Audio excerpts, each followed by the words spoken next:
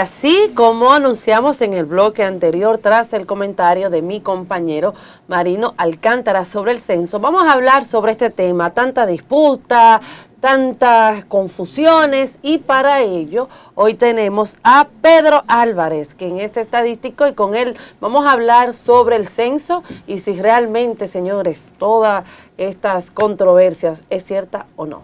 Bienvenido, ¿cómo se siente, señor Pedro? Mucho gusto. Es un honor y un privilegio para mí estar aquí en este programa. Y para nosotros más. Gracias. Bienvenido, como siempre. Fíjese, de verdad que no entendemos cómo un instrumento tan importante para todo país, para una población, tener las estadísticas de cuántos somos, en qué situaciones estamos, tener la información para accionar a favor de ese país, hoy ha encontrado todas estas oposiciones, y hay que hablar que al día de hoy, día 10, que se comienza el censo, hay un boicot planteado y mucha gente reaccionando negativamente contra el censo que ha planteado el gobierno. ¿Qué ha pasado? ¿Cómo usted ve esta situación? ¿Dónde está el fallo? Bueno, lo primero es que, como todos ustedes sabrán, el censo debió celebrarse en el 2020. Las condiciones de pandemia y también el cambio de gobierno que se estaba operando impedían que se hicieran, aunque estaban ya los preparativos hechos. Los censos son operaciones nacionales. Y como son operaciones nacionales, se va a contar desde la persona que nació ayer hasta la persona que tiene ciento y pico de años. ¿Se dan cuenta? O sea, tiene que contarse a todo el mundo. Entonces, al ser operaciones nacionales, lo correcto es consensuar con una serie de instituciones. O sea, la ONE es la ejecutora. El gobierno asigna los fondos, pero de una u otra forma, la operación afecta o beneficia, vamos a decirlo así, a toda la población. De ahí que de una u otra forma, lograr un consenso previo, discutir con las academias, con las instituciones, con los ayuntamientos, con el Congreso, con todas las instituciones que se van a beneficiar del censo, con los empresarios, e incluso también con el mismo sector político, previo al censo, y consensuar lo que va a ser la actividad, es un proceso necesario. Creo que ha habido un poco una falta de comunicación en algunos puntos, que son los que están creando precisamente el gran ruido sobre la operación. Bueno, una de las tantas interrogantes que ha traído esto es con relación al tema haitiano, por ejemplo, que es más bien para saber qué cantidad de haitianos hay. Otros dicen que para ocultar esa realidad, otros dicen que esto es una medida tomada por la ONU, supuestamente para regularizarlo, para que ellos estén de manera legal en República Dominicana. O sea, son de las tantas cosas que han traído, incluso hasta para, no diría que confundirlo, pero sí más bien como relacionarlo con el tema haitiano. Mira, lo primero es, Oficina de Estadística no hace políticas de migración ni nada por el estilo. Oficina de Estadística levanta estadística. Les corresponde a otras instituciones hacer política. Ahora bien, el tema de la nacionalidad es un tema bastante complejo, vamos a decirlo así. Y muy pocos, en el único censo que se tomó, que se levantó información sobre nacionalidad fue en 1920. El primer censo. El primer censo de la era moderna. De la era moderna, correcto. Fue el único censo donde se hizo un levantamiento de la nacionalidad. No obstante, han habido esfuerzos, incluso en Estados Unidos, Donald Trump intentó introducir una pregunta sobre nacionalidad, y el Buró de Censo, que tiene un mandato constitucional y es bastante fuerte en los Estados Unidos, rechazó de plano eso.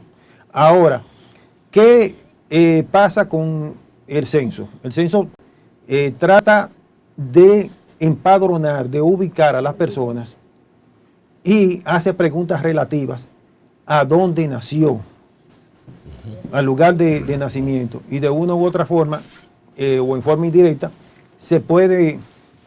discúlpeme, se puede inferir la nacionalidad, pero no se pregunta específicamente sobre la nacionalidad, y ustedes saben que el tema de nacionalidad es un tema bastante complejo, que no depende de una sola variable, no depende solamente del hecho de que usted haya nacido o no en un territorio, sino también que hay otros componentes legales. Por eso, casi nunca se ha investigado. Una preguntita, o sea, estoy un poco confundido en lo que usted dice. O sea, en el censo no existe una pregunta de qué nacionalidad tú eres. Entiendo yo que eso incluso debería ser parte del censo, porque esa data debería tener el Estado para saber cuántos cubanos tenemos aquí residiendo, cuántos italianos, que son extranjeros en sentido general, haitianos, vamos a ponerlo y llamarlo por su nombre, también cuántos haitianos tenemos aquí. ¿Para qué? Para que con esa data poder hacer las políticas públicas y poder tomar acciones, entiendo yo. Vuelvo a insistir, en el pasado censo se preguntaba dónde nació. Nacer, el nacimiento de por sí no te da nacionalidad, que es lo que creo que ustedes están claros. En el censo pasado se hizo la pregunta dónde nació, en qué municipio y en qué país nació. Eso lo registra el censo. Claro. Lo registró el censo. ¿Y este ahora? Este censo hizo una modificación en donde se está preguntando por dónde residía la madre cuando él o ella nació. Estos son de los asuntos que han creado confusión. Porque antes la pregunta se hacía en forma directa. Como debe de ser. Ahora se está preguntando para indagar en forma indirecta, pensando que se puede ganar precisión, pero se puede crear un poco de confusión. Claro. Ha sido uno de los puntos que ha creado confusión verdaderamente. Por ejemplo, allí, discúlpeme que... Claro. Por ejemplo, sí. Ok, la procedencia, preguntan ahí mismo, ¿verdad? ¿Cuál es la procedencia? Está esa pregunta, ¿cuál es la procedencia? No, lugar de nacimiento. Aquí se está indagando. El lugar de residencia de la madre. Pero que eso es lo que pasa, o sea, pero no especifica, por ejemplo, el lugar de nacimiento de la persona. No le hacen la pregunta. Cuando él nació. O sea, una mujer tiene un hijo y en el momento de tener ese hijo, el hijo nació en X sitio. ¿Te das cuenta? La pregunta crea confusión porque no se te está preguntando directamente a ti dónde tú naciste, sino que está preguntando dónde residía tu madre al momento de tu nacer. Esas son de las cosas que han creado confusión. Pero eso cualquier persona puede decir, por ejemplo, mi madre residió, por ejemplo, en el caso de un extranjero, mi madre residió en Los Minas, pero entonces, ¿cómo ellos pueden comprobar de que ella residía en Los Minas? Para ellos hacer ese levantamiento de la información. Porque es más fácil, por ejemplo, si le preguntan, ¿de qué nacionalidad es usted? Dominicano, por ejemplo, si es un extranjero. Ok, déjeme ver sus documentos y ahí usted lo puede comprobar, pero así, ¿no? Vuelvo a insistir, el censo trata de buscar Sí, lugar claro. de residencia. Lugar de residencia. En eso, este censo mantiene, es el estándar del censo anterior. Pero hubo un cambio en este punto y hay otros elementos que también están creando ruido. Los dos elementos que están creando mayor ruido es la cédula de identidad y el NIU, el número único de identificación, que, como ustedes sabrán, se le asigna a personas que tienen 12 años o más. Toda persona que tiene 12 años o más tiene derecho a sacar lo que es prácticamente una cédula, Sí, una precédula. Sí. una precédula o una cédula de menor, que cuando ya llega a la adultez es exactamente el mismo número. El mismo número. Ok. Y el otro tema es el tema sobre la raza. Son elementos que crean confusión.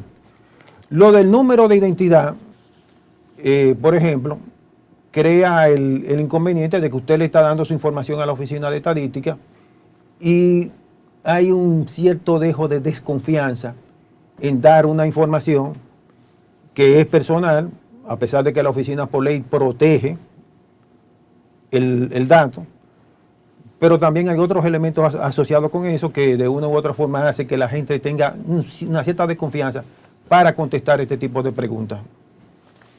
Ojo, en términos muy particulares, yo apoyo el censo. Creo que el censo es una operación nacional, es una operación en la que tenemos que apoyar todo, pero de una u otra forma, aquí han habido elementos que no fueron consensuados en su momento con la sociedad.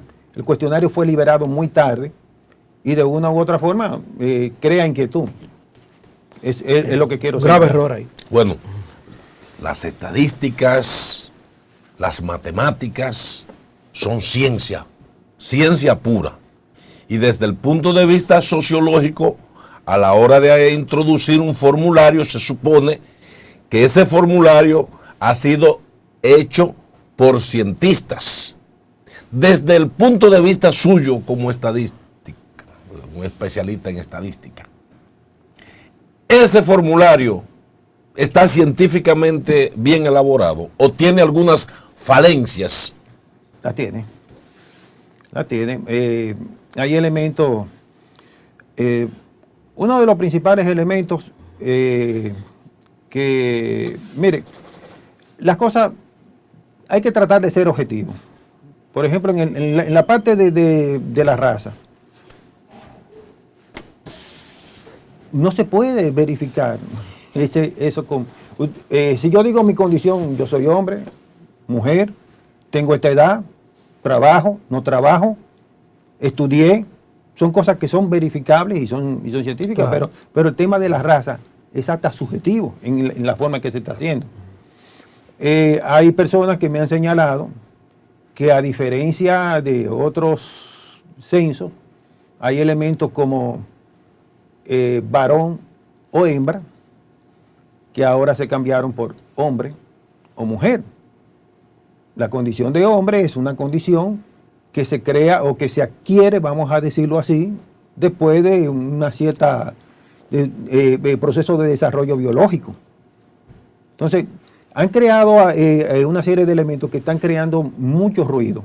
Confusiones. Que han creado bastante ruido. La redacción del formulario también, vuelvo a insistir, el cambio de esta metodología, de la metodología, es hasta, ¿qué decirte? Una de las cosas más interesantes de cualquier investigación es la comparación.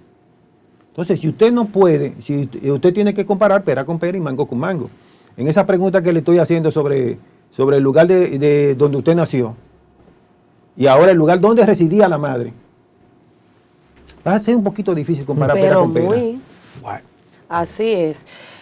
Una preguntita, no sé si usted maneja esta información, pero por ejemplo en este caso, para sacar esas preguntas, a ver si me doy a entender, se supone que para ellos llevar a cabo, por ejemplo, un cuestionario, se supone que ellos tienen que sacar, yo estoy hablando a mi suposición, por ejemplo, una muestra de personas, darles el cuadernillo, eso es como un levantamiento de información, sería como Una prueba. Se le dice eso como un tipo como de encuesta, pero ya más bien cerrada, como por grupos para ver cómo arrojan y cómo interpretan la pregunta, digo yo, ¿verdad? Para poder Si se hace llevar a una cabo prueba aquí. piloto, se hace una Se prueba hizo prueba piloto. piloto. En este caso se hizo. Sí, se hizo. ¿Quién está asesorando, por ejemplo, al personal, a esta entidad que va a llevar a cabo esto? ¿Hay organismos internacionales? ¿Quiénes? Por supuesto, mira, Naciones Unidas y a través del Centro Latinoamericano de Demografía prestan, CELADE, prestan colaboración. Esto es estándar, esto ha sido siempre estándar desde los años 80, vamos a decirlo así, que yo guardo conciencia. Han brindado asesoría porque nuestro país, en cierta medida, no tenía o no había tenido un desarrollo fuerte en la parte de lo que era la estadística. Y muchas veces formaciones específicas, como la parte de demografía, había que hacerla fuera del país. Entonces, todos estos organismos plantean una línea de trabajo, de sugerencias de trabajo, no vamos a decirlo línea, de sugerencias de trabajo para Latinoamérica, que no son necesariamente, que no tiene por qué ejecutarse necesariamente, porque la realidad de nosotros difiere de la de Bolivia. Claro. Bolivia está haciendo manifestación para que se haga el censo. Y nosotros Oye, aquí estamos poniendo peros. está haciendo manifestación para que se haga el censo y nosotros estamos poniendo impedimentos. Eso es lo paradójico. Sí. Y en Bolivia hay diferencias porque hay grupos indígenas y hay regiones que son de clase blanca, de raza blanca, la región de Santa Cruz, por ejemplo, que en un momento hasta quiso independizarse del país, porque es la región más productiva. Pero el asunto es que Naciones Unidas traza una serie de pautas o recomendaciones para que sean seguidas. La ONU, al igual que la mayor parte de los institutos y oficinas de estadística de Latinoamérica, se acoge a muchas de estas pautas. Pero, como tú habías dicho, se hace una prueba de cuestionario para ver si la gente entiende la pregunta y si hay que mejorar la redacción. Y ciertamente la oficina de estadística hizo esas pruebas. No sé en qué comunidad específicamente, no recuerdo en qué comunidad, pero siempre se hace, es parte de todos los censos. Hacer el cuestionario, probar el cuestionario. Y esa pregunta no trajo, igual que las otras dos que usted dice, inconveniente en esta muestra. Bueno, yo... no sabe si usted no sabe. No, en esa parte no podría decir. Ok, le agradezco. Licenciado Álvarez, las preocupaciones que externan los sectores que se oponen al censo dicen que ese censo, esas preguntas, fueron realmente elaboradas por organismos internacionales que incluso se reunieron en Washington, que incluso es parte de la Agenda 2030. ¿Tiene algo de cierto eso?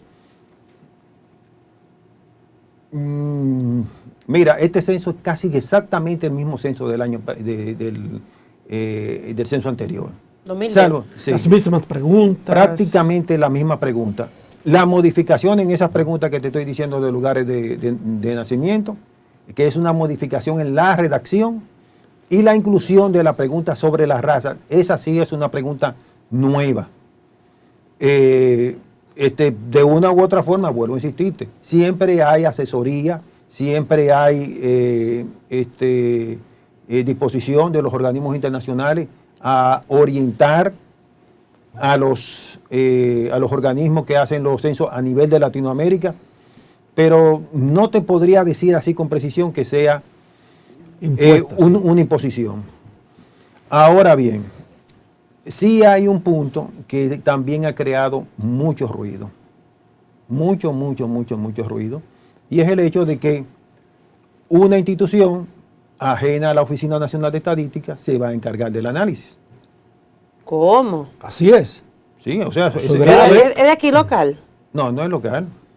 ¿Cómo? Pero ustedes lo saben. Pero ustedes lo saben. No sabíamos Sí, sí. eso. Yo no sabía eso. Fue sabía. incluso objetada por la gente de la Fuerza Nacional Progresista, diciendo que fue una licitación de grado a grado y ya se le avanzaron el 20%, que creo que son unos 12 millones de pesos. La licitación es de 12 millones y medio aproximadamente, Algo 12 millones 600.000.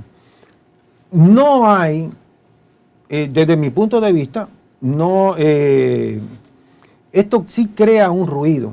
¿Por qué? Porque la ONE debe ser la garante de la información. Claro. Por ley. Entonces, que un tercero tenga la data para el análisis mueve a preocupación. Está raro. Pero eso es una empresa nacional, internacional. Es internacional. Sí. Pero hay reconocidos técnicos. La empresa es muy reputada. Reconocidos técnicos demógrafos. Bueno, el nombre no lo tengo aquí en este momento. Reconocidos demógrafos están en ello. Yo no se objeta.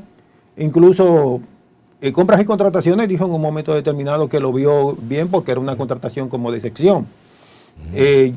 No voy a objetar eso, pero el asunto es que eso es una función de la ONE, Claro. no de un tercero. Exactamente, y da más confianza todavía que el levantamiento y el análisis venga de una institución del Estado que conoce la realidad y así uno tiene más garantía, pero una compañía internacional que haga este análisis, que haga el levantamiento, deja mucho que decir, y más con todas las lagunas que hay con relación a este Y censo. toda la oposición Claro. que ha tenido.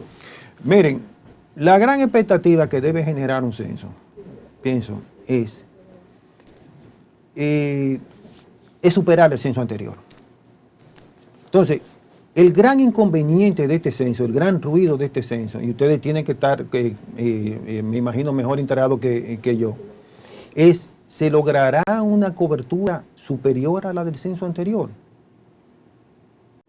¿Se logrará un censo de mayor calidad informativa que el censo anterior? Esa debe ser la expectativa. ¿Por qué? Porque la inversión es bastante alta.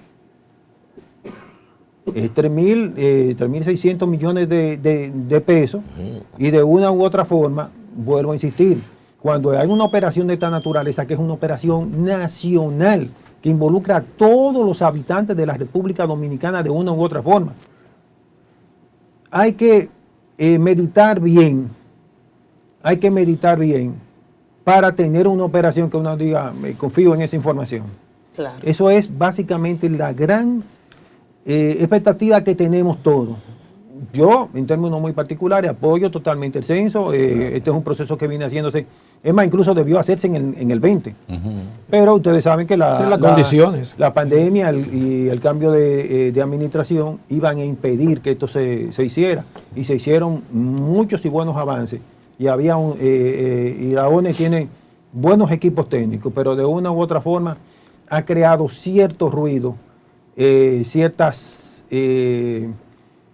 algunas preguntas y elementos externos, vamos a decirlo, como en la parte de esa licitación, la cual en términos formales yo no cuestiono, pero debería ser una responsabilidad por ley de la misma ONE hacer el análisis. Mire, más allá, obviamente, de la necesidad que tenemos del censo, y lo apoyamos, más allá de lo que pueden ser las falencias internas en la elaboración del formulario, hay una preocupación de carácter coyuntural y sociológico que parece ser que el gobierno y sus técnicos no tomaron en cuenta, y es que la coyuntura actual de la República Dominicana, diferente a lo que ocurrió, digamos, 11 años, casi 12 atrás, hoy la República Dominicana tiene unos niveles de miedo, de temor, frente al tema de la delincuencia, que se ha acrecentado.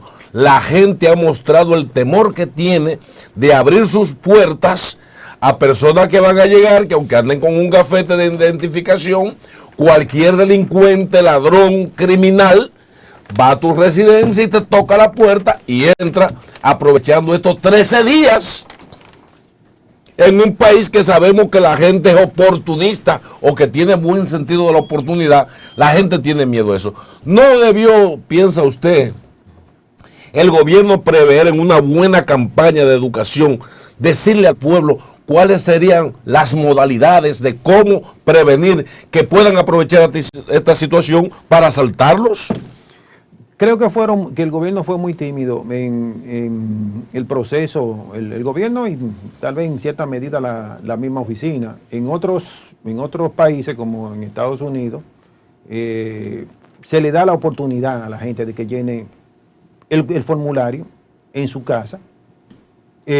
Aquí aparentemente hay una parte de los formularios que se van a llenar, que se le van a dar a las personas para que lo llenen, porque aquí hay lugares que ustedes saben que es de difícil acceso, o sea, Piantini, Naco, aquí mismo en Arroyo Hondo, todas esas torres que están en el Mirador del Sur, entrar a esos lugares es bien difícil por la misma seguridad de esas áreas.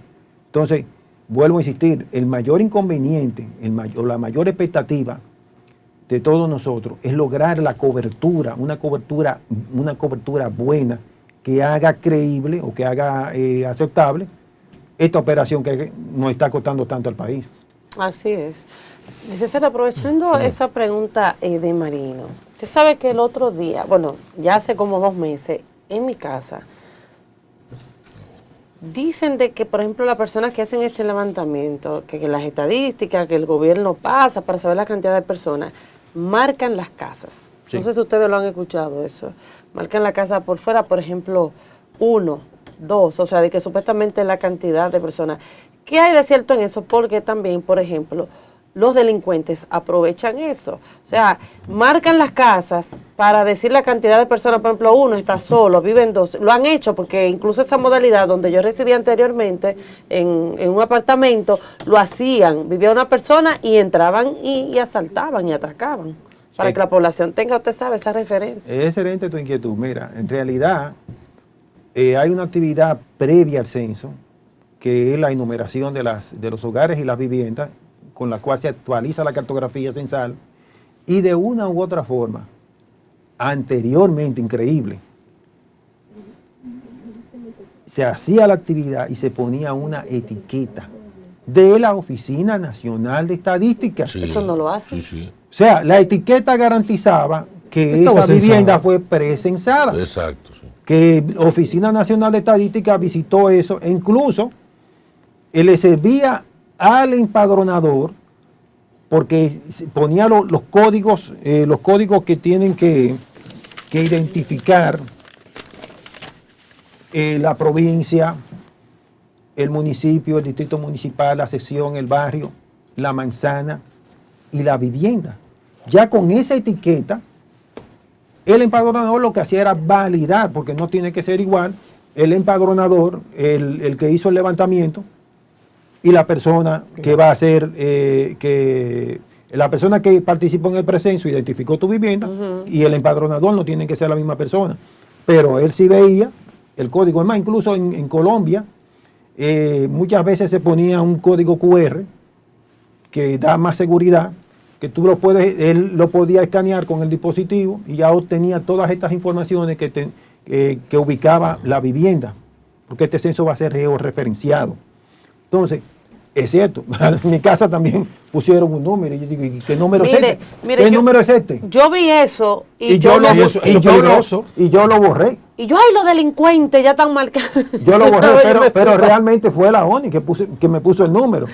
Ahora, no es correcto. Lo correcto es que la ONI ponga una etiqueta. Un sticker. Un sticker presensado. Que uno diga, bueno, ya pasaron la gente del censo. Presensado. Se da cuenta. Eso se hizo en censos anteriores. No sé por qué no se hizo este ahora. Yo me asusté. Yo dije, bueno, ya están marcando con una tiza. Y eso también pone hasta en vilo a los delincuentes si saben esa técnica. Sí, eso es una falencia, vamos a decirlo así, de esto. Son detallitos, pero que va creándole tranquilidad a la población. Licenciado Álvarez, otras de las preocupaciones que se han externado es que en unas de las preguntas que tiene el formulario dice que ya una niña es considerada una mujer. Me dicen que el número 65, no sé de cierto, vamos a ver si es cierto, pero como que habla que ya una niña de 12 años es considerada ya una mujer. Sí, hay preguntas que están dirigidas a personas de 12 años, es de una de las últimas sesiones. Sí, sobre todo el encabezado de esa pregunta está raro. Es uno de mujeres de 12 años en adelante, algo así. Mujeres de 12 años y más. O sea, pero es una cosa. Es una violación contra el código del menor, de entrada ya. Claro. O sea, que están considerando ya una mujer. El asunto es que ustedes saben que en los últimos tiempos ya hay personas de menores de edad que han procreado hijos. Entonces, el objetivo es buscar levantamiento de estas informaciones. Básicamente, la fertilidad, la fecundidad humana, en años atrás, comenzaba un poquito, comenzaba como a los 15 años, vamos a decirlo así. Pero este asunto ha ido bajando de edad en una sociedad como la nuestra, ustedes saben, lo ven cotidianamente, niñas de 12 años que ya están dando a luz. Sí. Sí, niñas con niños. Sí. Las probabilidades no son tan altas, pero como quiera, de una u otra forma se hizo una batería de preguntas dirigido a mujeres, se hizo 3 preguntas en específico dirigidas a personas de 12 años y más. Vuelvo a insistir, el inconveniente de esto es precisamente mantener un cierto, los derechos, como tú habías dicho, Marino, que mantener como los derechos de esta persona. Y está siempre la interrogante del famoso número de identidad, que tú dices, hey, número y personas de 12 años y más que todavía se consideran menores. Claro. Tú estás obteniendo información. Claro. Son menores. Esto es precisamente una de las cosas que podía llamar mucho la atención, poderosamente la atención, y que crea ruido, un ruido. Pero esas preguntas también existían en el pasado censo. Ya. Ok. Ok. Perfecto. Perfecto, bueno. Tiene que volver Pedro, rápido muy para que buena. nos siga Sí, informando Así es. de este Luego punto del de censo. vista. Sí. El pasado del censo, volver. Lo interesante, quiero decirle, la expectativa, la gran expectativa que siempre hemos tenido, los estadísticos, es, primero, que la data tenga la cobertura, o sea, que la población dé la información. Ujú. Ha habido mucho ruido, con el ruido que se ha generado, esas expectativas como que no son muy halagüeñas para nosotros los estadísticos. Wow. Y el segundo punto es que sea de calidad la información. Y un tercer punto es que la información se pueda procesar rápidamente, que tengamos la información procesada rápidamente, porque de nada vale tener una información y tener un desfase de 2 años. La oficina ha prometido que en el primer trimestre va a tener los datos del censo.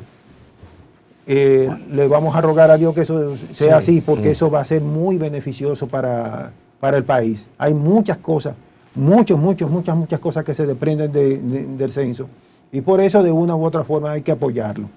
Perfecto. Gracias, Pedro Álvarez, por haber estado con nosotros.